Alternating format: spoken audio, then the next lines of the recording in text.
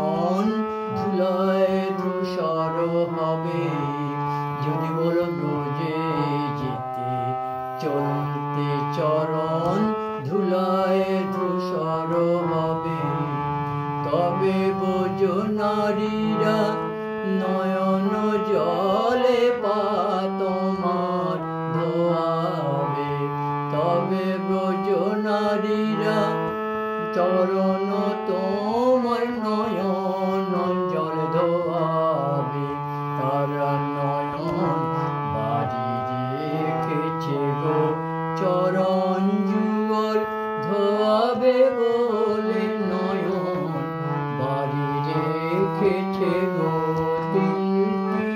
করে সঞ্চয় করে নয়ন